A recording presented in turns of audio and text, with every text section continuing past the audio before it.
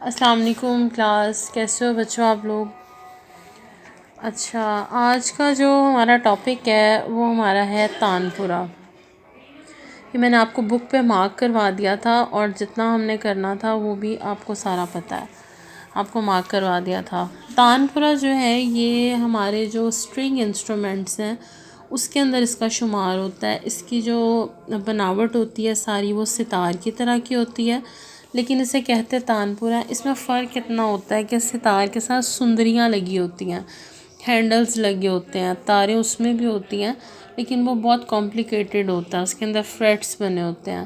لیکن جو تانپورہ ہوتا ہے اس کے اندر جو ہے صرف 3 تاریں ہوتی ہیں جنہیں کہ ملایا جاتا ہے اور ان کے ساتھ گایا بھی جاتا ہے اور ان کے ساتھ ریاضت بھی کی جاتی ہے۔ تو تانپورہ کی شیپ جو ہے آپ لوگوں کے بک میں بہت زیادہ کلیئر اس کی پکچر بنی ہوئی ہے، آپ ادھر سے دیکھ بھی سکتے ہو، اور اسے لیبل بھی آپ نے کرنا ہے جو پریکٹیکل کاپیز بنانی ہے۔ تو ہم اسے سٹارٹ کرتے ہیں۔ ہماری کلاسیکی موسیقی میں استعمال ہونے والا یہ ساز بہت ہی قدیم اور اہمیت کا حامل ہے۔ تانپورہ کو تنبورہ بھی کہا جاتا ہے، تو اگر وہ تنبورہ پوچھ لیتے ہیں تو آپ کو کنفیوز ہونے کی ضرورت نہیں ہے۔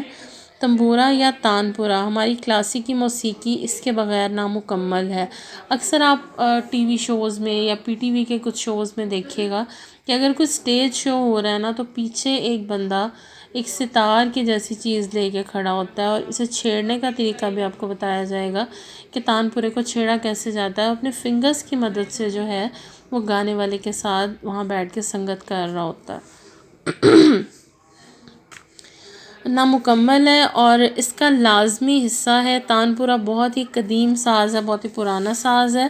اس کو کس نے بنایا، کب کس نے ایجاد کیا، کب متعارف کرایا، اس کے بارے میں کوئی ٹھوس ثبوت نہیں ملتا اور نہ ہی کوئی معلومات ملتی ہیں۔ عین ممکن ہے کہ یہ اکتارے یعنی کنگ کی ترقی یافتہ صورتحال ہو۔ اکتارہ بہت ہی پرانا انسٹرومنٹ ہے۔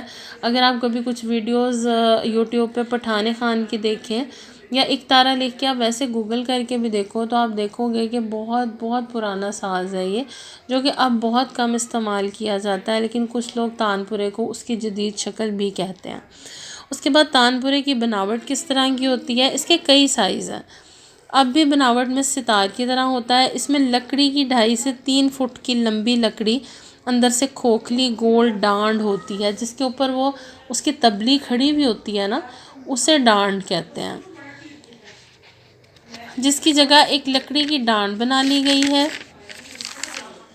اس کے نیچے کا حصہ جس میں تنبا لگا ہوتا ہے وہ گلو کہلاتا ہے، مطلب نیک کہلاتا ہے۔ تنبے کے اوپر لکڑی کے بنے انگور کے پتے نما پھول کی طرح پھیلا ہوا ہے۔ اس کے نیچے بڑا ڈھول نما کٹا ہوا تنبا لگایا جاتا ہے۔ تنبے کے اوپر اسی سائز کی لکڑی کا ایک ڈھکن سا لگایا جاتا ہے جس کو چھاتی کہتے ہیں، چیسٹ کہتے ہیں۔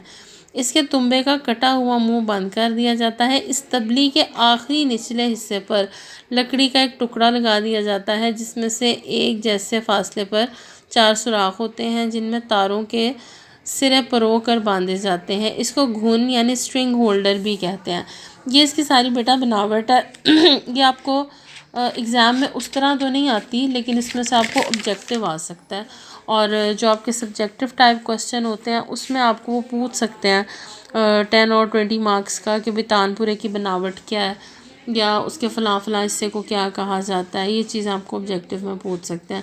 پھر تانپورے کے تار کے حوالے سے بات ہو رہی ہے، اسے آپ سارا خود پڑھ سکتے ہیں، آپ کے پاس سارا بک میں مارک ہے کہ اس کے 4 تار ہوتے ہیں، ایک جیسے فاصلے پر کسے ہوتے ہیں جن میں پہلا تار سٹیل یعنی فولاد کے ہوتے ہیں، چوتھا آخری تار جو ہے سب سے موٹا وہ پیتل کا ہوتا ہے۔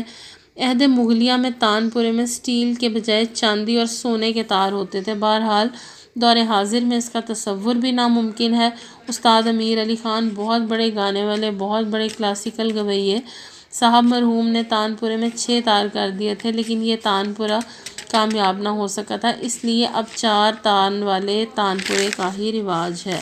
تو یہ بیٹا آپ کا آج کا لیکچر ہے۔ اس میں سے جو چیزیں میں نے کٹوانی تھی، جو ایکسٹرا تھی آپ کے لیول کے حساب سے، وہ میں نے آپ کو بک میں سارا مارک کروا دیا تھا، اور اس کے ریگارڈنگ کوئی بھی کوسچن ہے، کہیں سے نہیں سمجھ آئی تو آپ مجھے پوچھ سکتے ہیں۔ Thank you so much.